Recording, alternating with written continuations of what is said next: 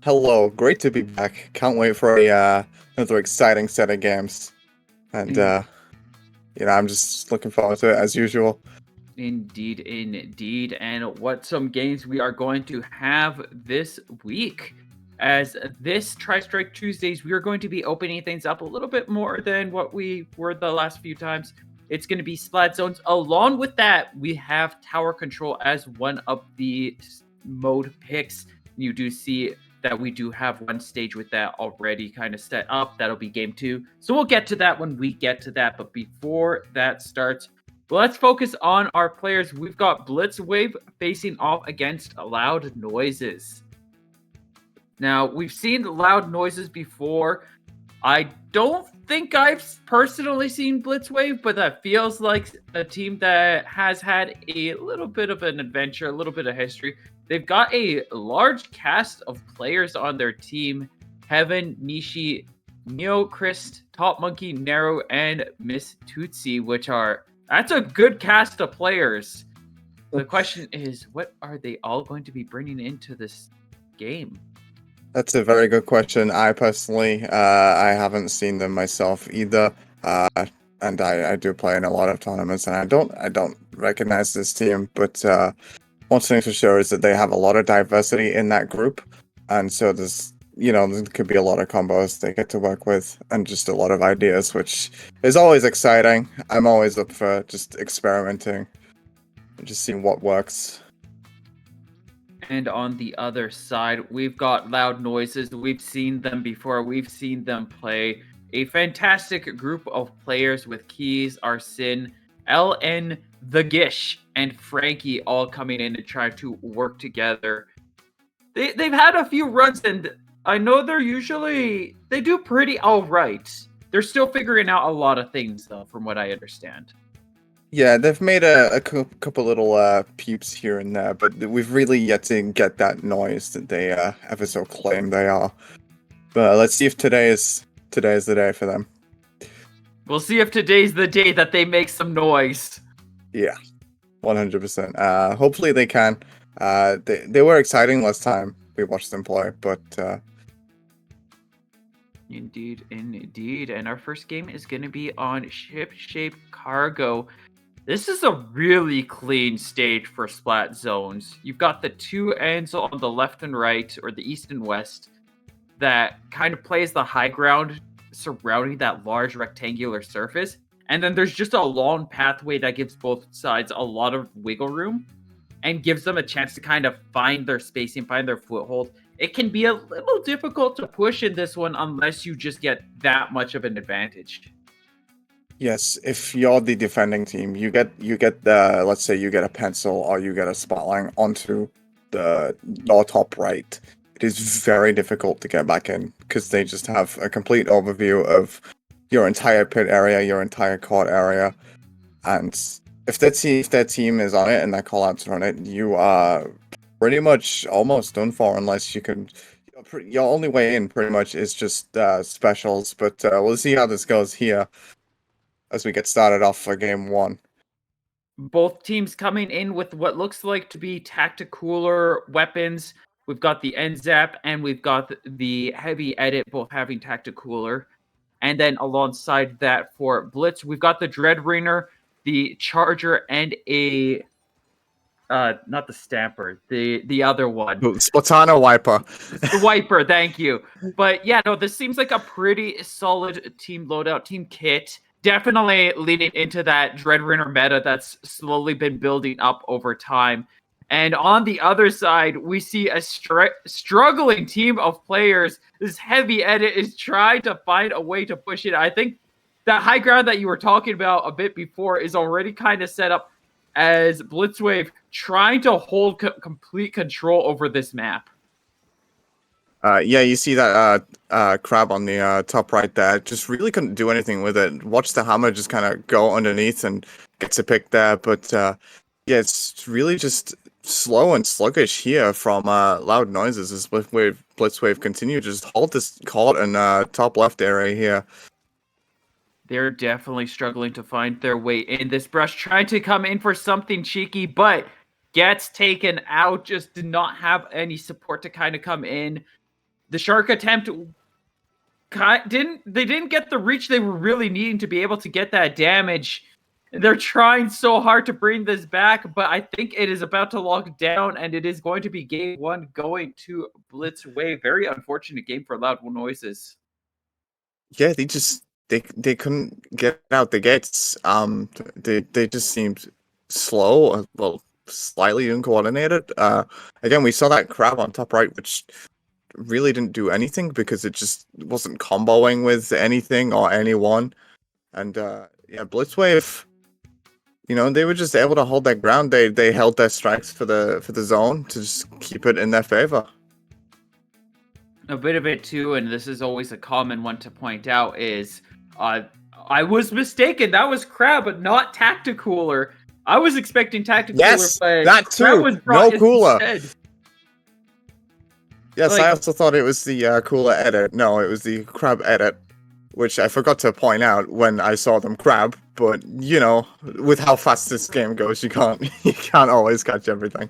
I mean, sometimes you just roll with it and you just correct yourself by saying the correct information, which is what we did there.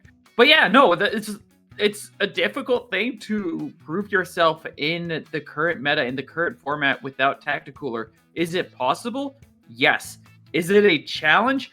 Absolutely, yes. Because Tacticooler provides so many benefits to players.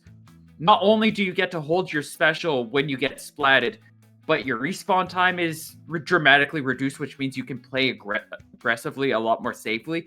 Your jump is a lot safer as well, and your general movement speed gets increased on top of that. So while it's not as fantastical as Triple Ink Strike, as a Trizooka, as the Crab can be, it just makes your entire team play the base game better, and that's kind of a huge part because you spend more of the time playing the game at a base level than you do utilizing your supers. Yeah, on top of that, on top of the Blitzwave having the cooler advantage, they also had the Dreadringer with Reef and the strikes on top of that, so their paint output was just so much more. They were running Zap as well, which is just really insane paint output. But here we go, as we're gonna head into game 2 here. Tower control on Museum. It looks like Blitz has swapped out one of their weapons for a custom blaster. Definitely a really solid choice for tower control, as blasters tend to have an easier time reaching up to that high point on the tower and getting those more difficult angles that a lot of other weapons struggle with.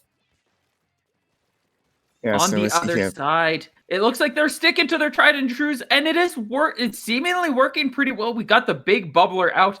If you don't have a Tacticooler, you probably want the big bubbler because that's a really good defensive point to just stand on and hold your ground. Definitely paying off here, as we've got the Crab now ready to continue to hold this tower, put this pressure on the opposing team. But they're losing a lot of ground, and the Crab's not going to be able to hold out on its own. No, you see that range blaster just poking those little AoE shots. I think they should have just kept their eyes on them. Don't let them push in. Don't let them take those AoE shots. Keep them at a distance if you can. But yeah, as you mentioned, the bubble coming out, still no cooler, but it's a great replacement for tower control. It seemed to be working out a lot in their favor this time around. Indeed. This Ink Brush also having so much of an easier time. We've been seeing them make some really impressive works here just because it's that much more spacious of a stage. There's more room for them to be able to play around, make their calls, kind of shark around and stay out of harm's way because the path is a little more open-ended. There's more angles, there's more routes, there's more space to paint, and you're seeing them really take advantage of that and get some really good damage in. Crab gets taken out. We get a wipeout. We're a little too deep into the game for this disconnect, which means that is unfortunate. Loud Noises had a really strong start. They just have to. They might have numbers disadvantage, but they have to just pivot to focusing on defense at this point. They need to be able to find a way to stop this Tacticooler pressure. This Stamper just powering through, pounding away at these lives. Yeah, it's really unfortunate, but they have that really good early first push. Let's see if it's going to be enough. But again, that cooler disadvantage now going to come even more heavily into play as they look to just try and just stall this out with the strikes here by Spinner. And it doesn't look to really get a connection on anyone as they're all kind of grouped by tower, but finally pushing Blitzwave back into mid. We still have 2 minutes, 30 seconds left on the clock. It is actually still quite possible for the 3v4 to work out in Loud Noise's favor. I know they're definitely hurting without that ink brush, but it's absolutely possible, and they're clearly doing their best to try to see that come to reality. Lots of pressure coming in. We've got the big bubbler set up right beside the tactical. Are trying to make some smart calls, but unfortunately, without anything to support, he kind of just leapt out into the open and got cleanly taken down by 3 players. Yeah, it's unfortunate. They kind of just they took Spinner by themselves and just had no support to help them with it. I get they're a person down, but I think you have to be a little more patient. You kind of gotta let them come into you a little more as the strikes come out to stall a tower. As Blitzwave get it to 3 points remaining, and finally reaching the KO. With unfortunate DC for Loud Noises there. If it only happened a little bit sooner, they might have had a second shot at things, especially with how, like, that was a, like you just said, yeah, this was a really painful loss to the brush, because that brush was actually doing a huge amount of work. We saw them weave in, get a couple of splats, sneak out, sneak back in from another angle, and just stay in the fight while winning a lot of exchanges and getting the jump on Blitzwave. But because they weren't there, all of a sudden a crucial part of Loud Noise's pressure was gone, and now Blitz didn't have to worry about Sharks anymore. It was mid push too, and the saddest part about it is the range blaster from Blitzwave had no pressure on them, because you know how fast pressure can be. It could throw that blaster for a complete loop. So yeah, again, really unfortunate loss, but let's see if they can carry on with what they were doing at the start of last game with this game 3 here. I could definitely see it working out in Hagelfish Market, because this one kind of gets a little tunnely too, and there are like the 2 side paths that you can work around with. But the big reason why it was working so well in Museum and not in Ship Shape, and I'm questioning Hagelfish, is those are clear investments if you don't go down the middle. A lot of teams are generally pretty on top of looking up at the map, and they'll see if there is new paint paths being created, they'll probably be able to pick up on it. A lot of players, if they're playing more defensively, will be up on top of the tent, and they can see everything from there. They can call out to their teammates and be like, hey, Brush is coming in from the side, they're looking to shark you. Yep. Yeah, you don't want to go for an early flank. They'll have that backline just on tent, just as you said, watching their own side. I think the best time, if you want to do that, the best time to do that is when they're pushing up into you and they don't see you drop to either side and you finally flank in behind. Blitzwave going in with their own shark weapon here. We've got the Octobrush facing off against the Ink Brush. Intriguing concept here. What do you think? What's the difference between the Octobrush and the Ink Brush?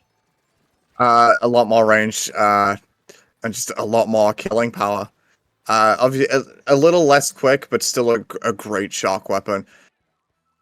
Well, we'll have to see if it really plays out to that, or if that speed is going to make a huge difference here.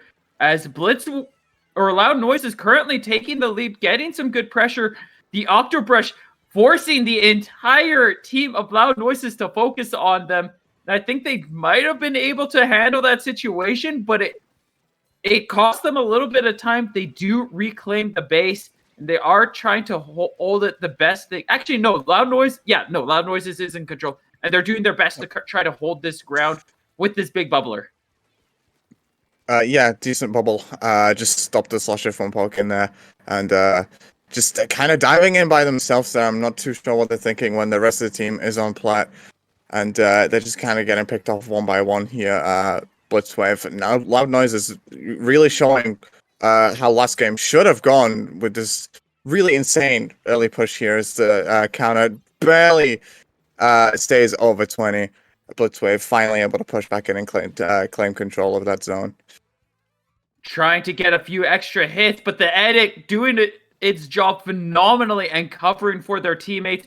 We've almost got the crab ready, and they are in position to use the crab very effectively when the time comes. A little bit too much pressure kind of sneaking in from that Dread Rainer, though, going to show just how dangerous those buckets can really be with how much range and coverage and just how much pressure they can really dish out. Yeah, Comes the AoE throwing weapons. strikes. Sorry, I was going to say ranged AoE weapons over that 10 is an absolute pain to get rid of and to deal with. It really is. As Blitzwave trying to make the comeback here. Zone is getting very close to lead, yet not a single member of Loud Noises in their court yet, as the brush flanks in behind, but just doesn't get anywhere with it, as the Octobrush counters it.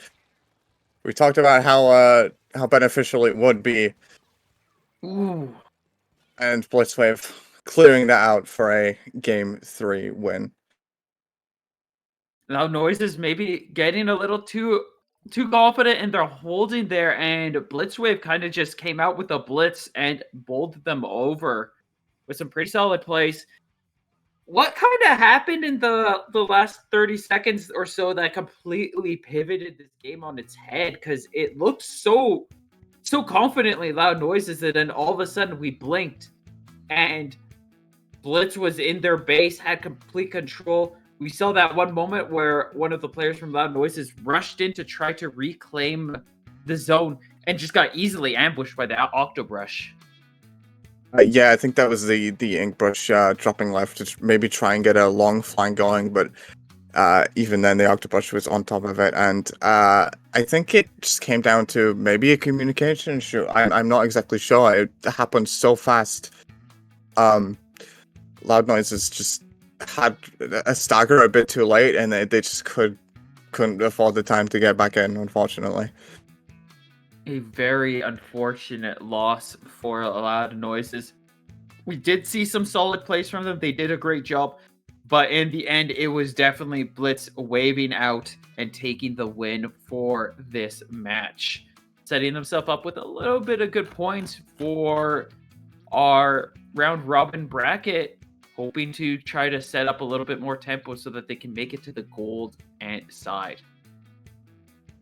Yeah, it'll be interesting to see what they can do, and see if they can keep that momentum up. But Loud Noises definitely didn't disappoint. They showed a lot of signs of hope and just really strong pushes in this set. We'll be cheering them on, but coming up next, we've got more Splatoon action. We'll be right back as we get ready for round 2.